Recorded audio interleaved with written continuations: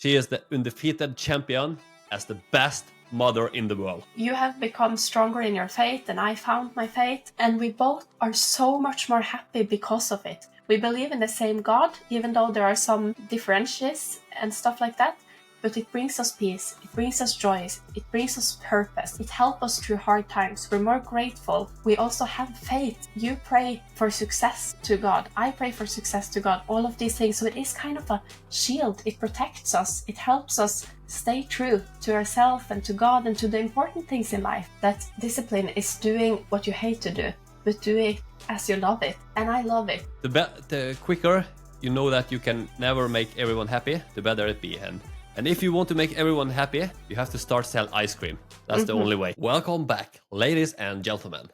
Life is a bumpy road, and sometimes we are in the middle of a powerful hurricane while getting soaked by a pouring rain. How can we find the eye of the storm where it is always quiet? We can create our own sunshine. Perhaps we can learn to dance in the rain. In this episode, we'll look at some perspective and tools to help you solve the challenging life throws at you.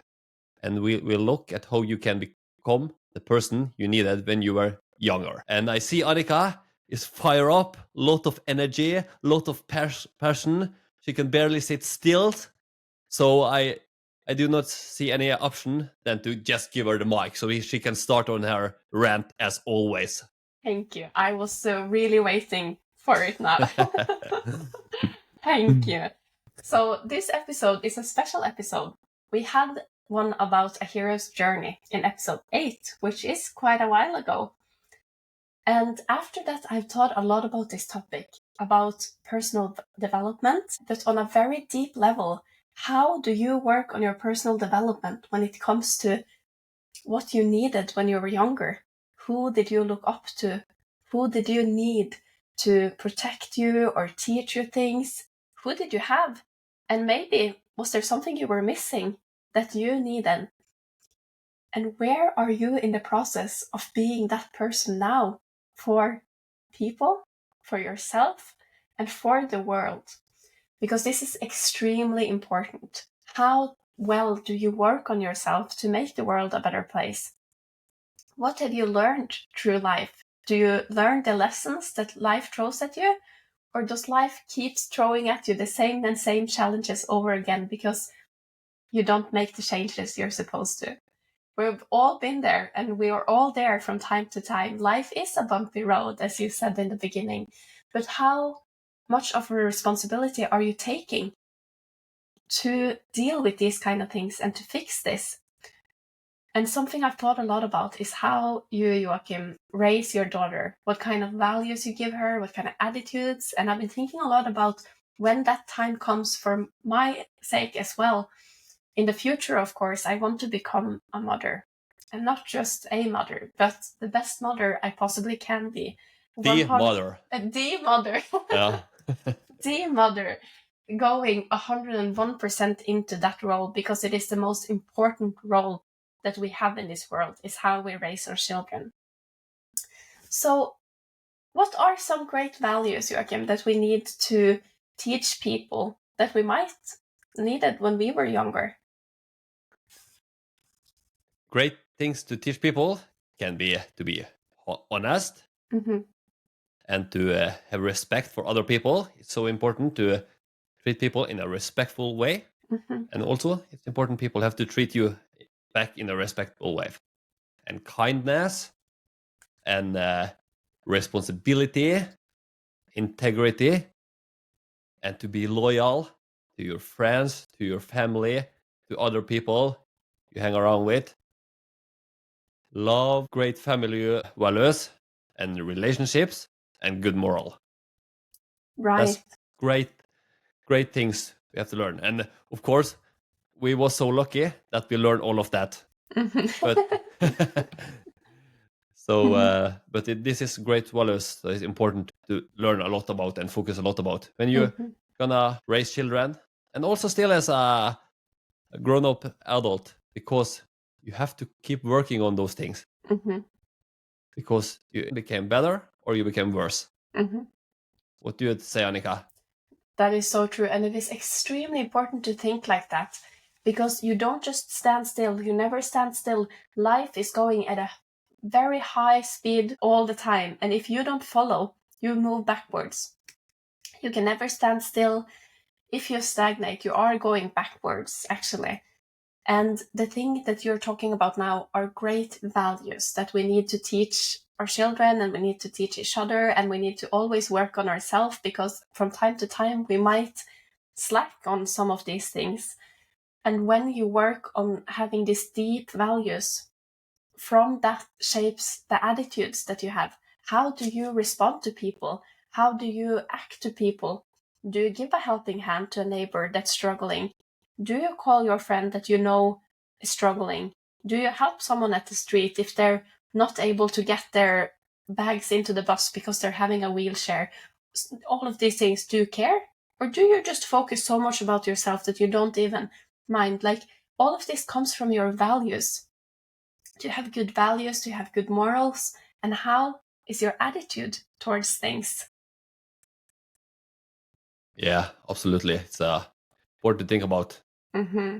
And other thing also, became good about critical thinking. Yeah, thinking objective, how you gonna solve this thing, see things on different angle, and became good at problem solving. Yeah, and focus on the solution, not the problem. Always have a positive mindset. How can we fix this one? Saying what happened, we're gonna do our best to fix it, and we're gonna find a solution.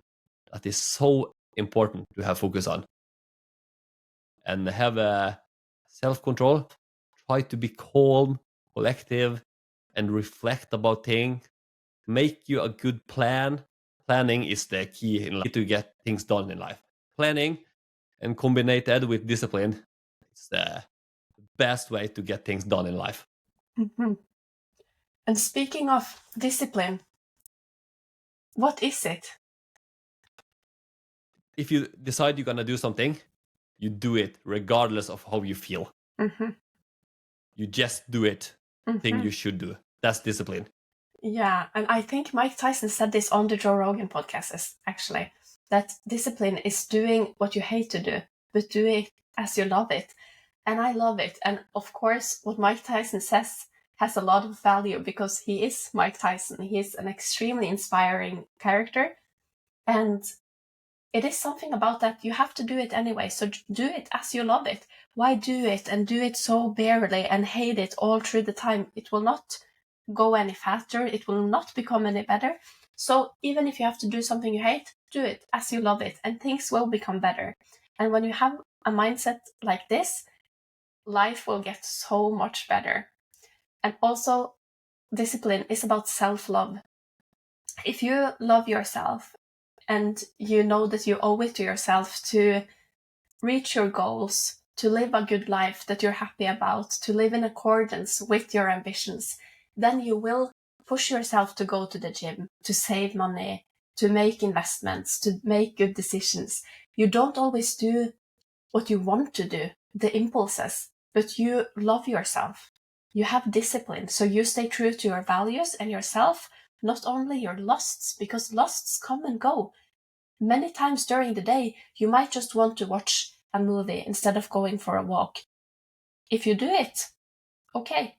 But if you are able to not follow your lust, but to follow your discipline and your self-love, you're going for that walk, you're giving yourself vitamin D naturally from the sun, daylight, you will improve your sleep, you will work out, all of these things.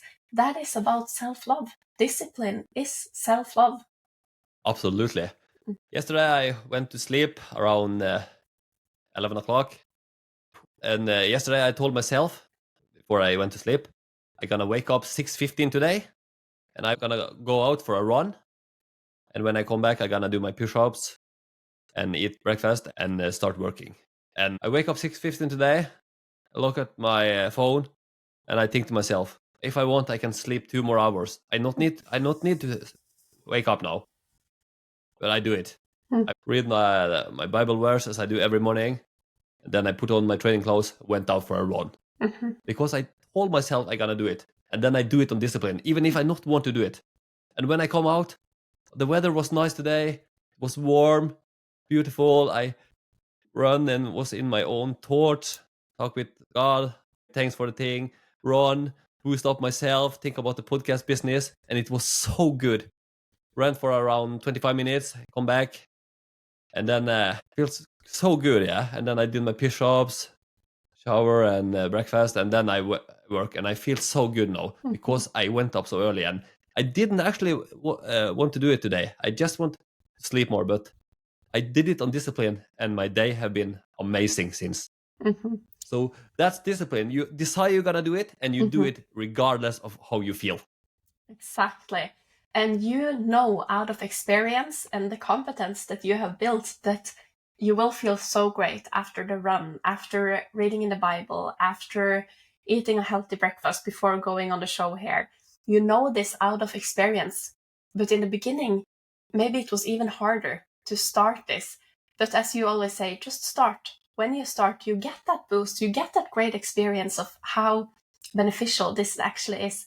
And as you wake up this morning, almost before you have been able to think, because you're kind of in a blur when you wake up of that alarm, you want to sleep, your emotions are telling you you're tired, you want to sleep, you have the chance to sleep, you have the time, but your logic comes in and that wins, that beats your emotions. That's why you go out, that's why you run, that's why you work out and do all of these things, because you have trained your logic to be stronger than your emotions. And that is an art, because our emotions are extremely powerful. They will win all the time if you don't train your logic to be stronger. And actually, I learned something extremely fascinating the other day. It is written in the Quran, something about the heart, how important the heart is and how amazing the heart is in the human body. And I learned that the heart actually sends more signal to the brain than opposite. And I didn't know that because I thought that the brain is doing everything, but it's not. Your heart is sending more signals to your brain than opposite. And that means that it is hard to beat the emotions, It is also written a lot about grief. There are several verses about grief, especially to women, because we are more emotional. So I suggest to look into this because it was a lot of comfort in these verses. But back to my point, the heart is amazing. It is powerful. And then we have to train our mind as well, because that is very powerful, but it needs maintenance. It needs to be worked on. And when it comes to these kind of things, it is extremely important to remember your self-worth, your self-respect, to have healthy boundaries, to say no.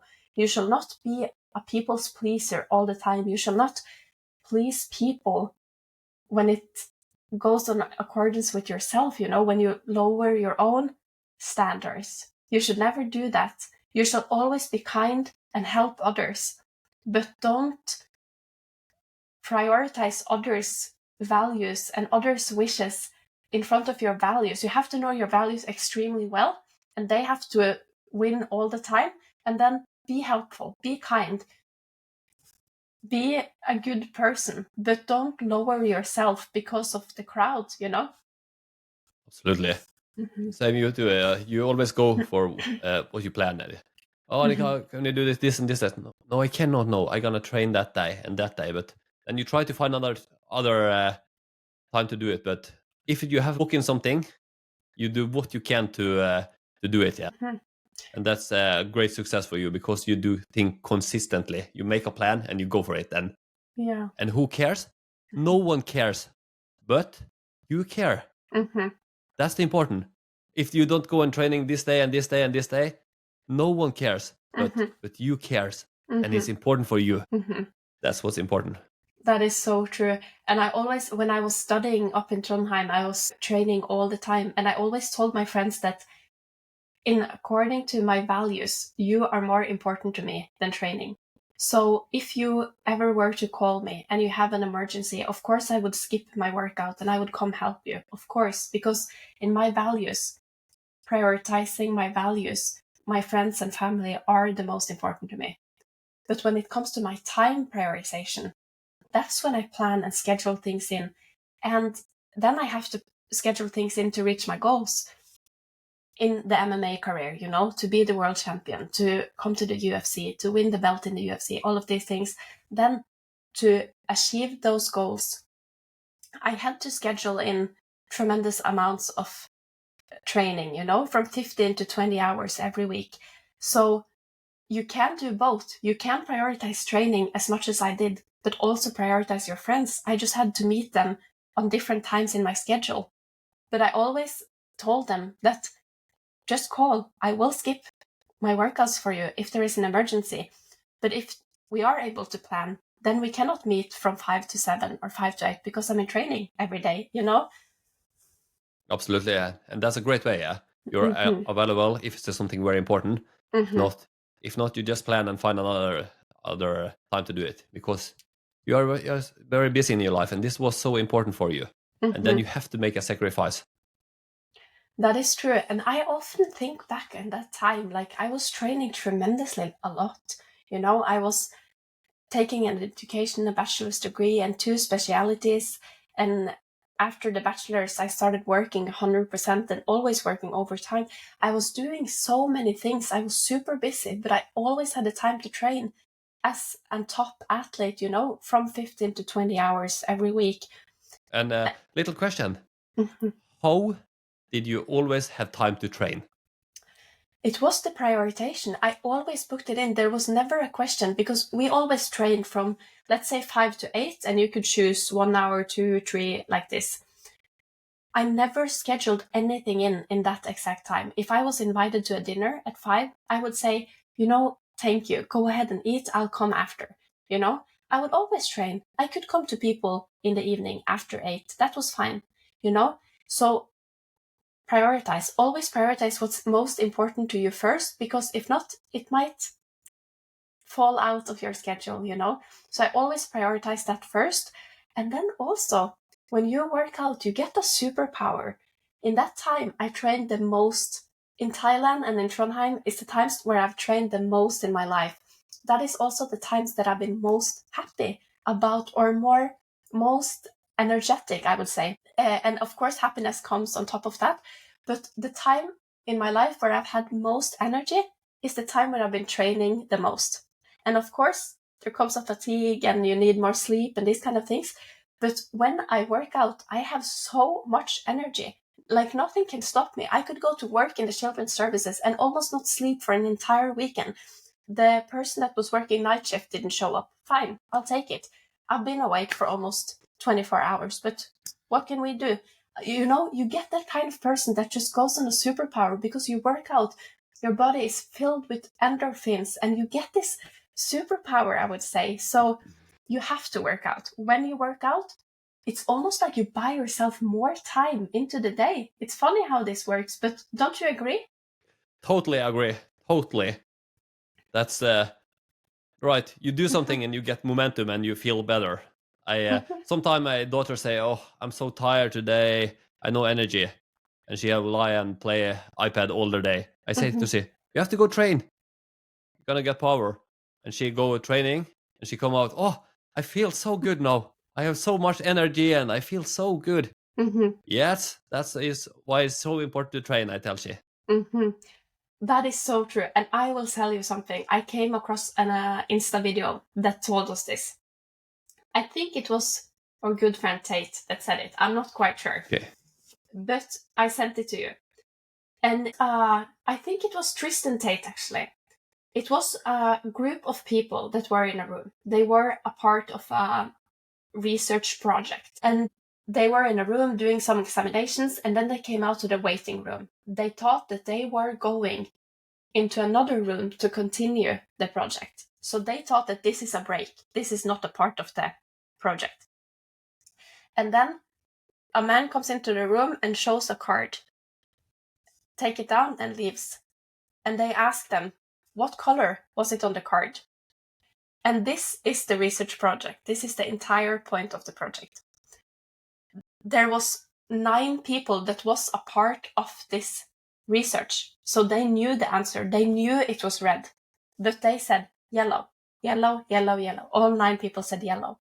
And then comes the last person that was a random guy. He was not a part of it. He didn't know that this was the research, and then he was going to answer. And all the men that had low testosterone level would just say the same, yellow. Even though the card was red, he knew it was red. He wasn't blind, he wasn't colorblind. But when you have low testosterone, you just follow the crowd, even when they're walking in the wrong direction. Because, I don't know, maybe you just get insecure, maybe you don't want to stand out, maybe you start doubting yourself, like this. But the men that had good testosterone levels, they would say, the card is red, even if all 9 before them said yellow. And this is something to take away from life. Why do we work out? We need it. We need the endorphins. We need that boost. You have to have testosterone in your body to be kind of more problem solving, to have more guts, to be able to think for yourself. And back to the thing that you said about critical thinking, I would say that the connection here is that you need testosterone to be able to have critical thinking. And the school system kind of teaches us to just read and remember, to memorize things. It doesn't really teach us to be critical thinkers. So you have to do that on your own.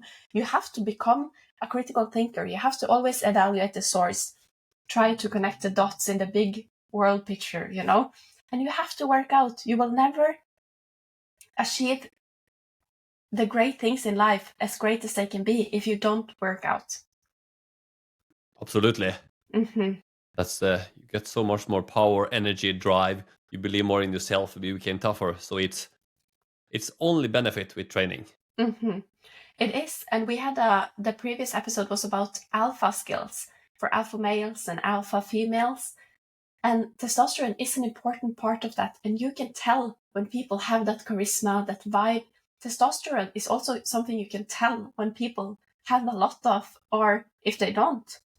Absolutely, and if you see a man come walking and him look like a zombie, Mm-hmm. barely walk, no energy, nothing. His testosterone level, Mm-hmm. his testosterone level is empty, 0, no testosterone. Yeah, that is true. And sometimes I want to take this, you know, when a car, back in the days, especially when a car broke down, you needed 2 like wires to just get it started again. Sometimes I want to do that with people, fueled with testosterone, and just be like giving them an electroshock, because sometimes I'm like, you have to wake up, you have to have this energy, you have to kind of be more filled up with good vibes and charisma and these kind of things. And the thing is that I don't trust people that look like a zombie, as you just described. When it comes to people at work, colleagues that I trust, or people on the street if I need help, or people in my close environment, of course, I rely more on the people that has worked well with their personal development, that are alphas, that work out, that have done something cool, like fighting or some sort of martial arts or business or CEO mindset, you know, because these things demands competence, and it creates a lot of trust. Absolutely. And you talk about alpha, and then Christian Tate comes to my mind. Yesterday I did look the newest podcast with Christian Tate. He was on Rob Moore, Disruptive podcast. Great podcast. And Christian Tate is a very cool, tough, charismatic, and so knowledgeable person. Mm-hmm. And he say that one of his big superpower is he is so good to say no to things. Mm. And of course, he said no to things he not want to do, but he is also very good to say no to things he would like to do, but he should not do it because it's something else that is much more important than he should do. Mm. And that's so important to be good at, because he would like to go do something, it looks so funny and it have been great, but he stop himself and say, no, I cannot do this. I have to do this because this is more important for myself, for my family, for my future. So that's a thing you absolutely should be good at. To say no. Not do what you want, but do what you should do. Mm-hmm.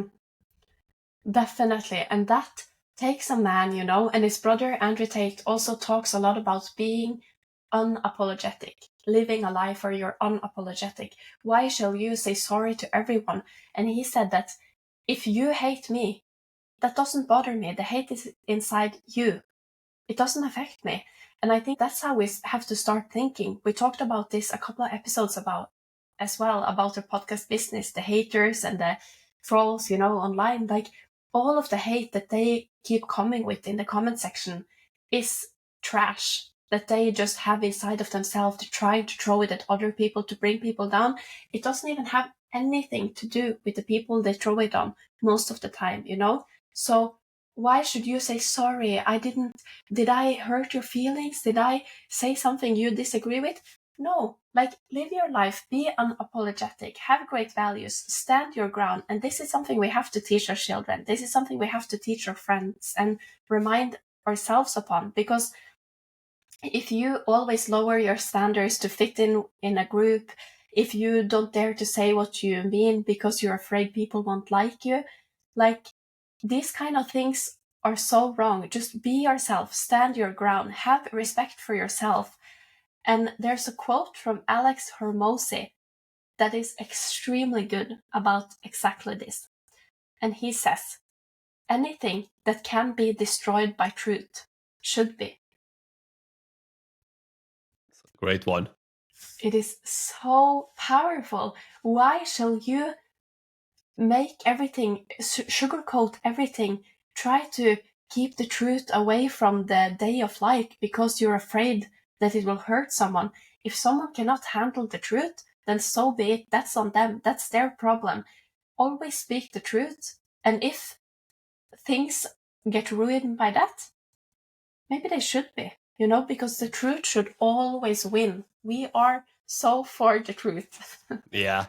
The quicker you know that you can never make everyone happy, the better it be. And if you want to make everyone happy, you have to start sell ice cream. That's the only way. That is so true. Oh. But about the big things in life, we have different religions. Can you tell me something about why your faith has been important to you in becoming the person you want to be and becoming the person you needed when you were younger? Yeah, faith has helped me a lot. It make me to a much better person. I read in the Bible in the morning and in the nighttime before I go to sleep. I try to learn things that stand in the Bible, live after it, reflect more. I become a much better person, and so much good stand in the Bible there, and try to give more and expect less, and I pray to God and I thanks Him for a lot of things, and I have a much more peace inside my mind, and it's so good to have conversation with Him. And if it is tough thing, I just go to Him and talk about it, and things will become better. And I have been Christian most of my life, and I promise God, if I can start with this podcast business and He can give me strength and guide me the way to do it, I will become more Christ Christian. And He did that. Yeah, He gave me strength and strength to. He gave me strength to be as brave. I quit my job and I start this podcast business, and I can sell my apartment. And after that, I have read more in the Bible, talk more with God, and I have in a better place in my head than ever. So it's so important to have a faith. Mm-hmm. And one verse I like, actually, John Jones, the best fighter in the world, have it on his chest. For I can do everything through Christ, who gives me strength. That is from Philippians 4:13. That's a good one. And what about you, Annika? What do you think about faith? Why is it so important for you? That's have been a big part of your life now. Mm-hmm. It for sure has, and I agree with many of the things that you say. It has brought me a lot more peace. And the thing is that overthinking steals peace, but faith brings you peace. And I am a master of overthinking. I'm extremely emotional. I'm very worried. I think a lot of all the time on all kinds of things. But when I'm able to just trust Allah and His plans for me, things get so much better. And the thing is that Islam means submit to God. And that's the choice that I made when converting. And I had everything. Remember that. I had a good childhood. I had good friends, I had a good education, a good job, a good life, I had safety, all of these things. Yet something didn't feel quite right. There was something missing. And I went into a big depression and a lot of anxiety attacks and all of that. And I was thinking a lot in this period of time, the last period I lived in Norway. What is the meaning of life? There were many traumas going on around me, on people around me in life that were struggling. And I thought, what is the meaning of life? Are we just here for a little while and then people die? And what's the meaning of that? Who created us? So I went into this process of asking myself the big questions in life. And then I moved to Thailand. I had a lot of time to sit alone at the beach and think to myself after training and in between sessions. The only thing I did was train and reflect upon life alone. And then Allah guided me to my husband that I married to a little bit later. And I made the decision to revert to Islam before that. So anyway, a long story short, there was a need inside my heart of answers because life became empty. Even though I had everything, it became empty because I didn't have God. I didn't have a faith at all, So after I reverted to Islam, I made the decision to submit to Allah, which it means, and then to follow all of his words, to read the Quran, to follow the rules that he had set. And life has become tremendously so much better. And when things are tough now, I pray. There's nothing else I can do. I pray every single day, and I think that's the meaning of life, that we are here and you cannot sell your soul, because your soul is the only thing you bring into this life that you also will bring to the afterlife. Everything you do, you will be held accountable for. So why take things for granted? Why follow your lusts? I don't follow my lusts. Even though if you maybe want to show your hair, do these kind of things, I don't, because it's a rule, It is so much easier to live black and white in all areas of life. I do that in MMA, I do that in Islam, in the way I live my life. So long story short, my life has become extremely much better, more powerful, more peaceful, and I feel much more joy inside my heart thanks to Allah and his lessons. And I think that is the meaning of life. So good to hear. Yeah, I see that you have so much peace and you're in a very good place mentally. So I'm very happy to see that. Thank you. And the common denominator here is that you have had God for big parts of your life. I didn't really believe in it. And then you have become stronger in your faith, and I found my faith.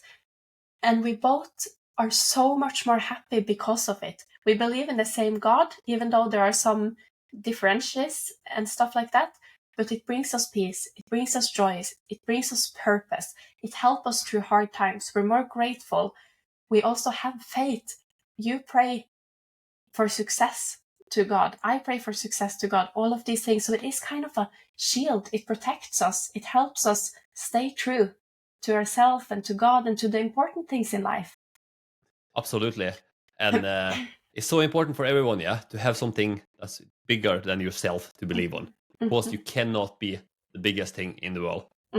So that's so great with religion.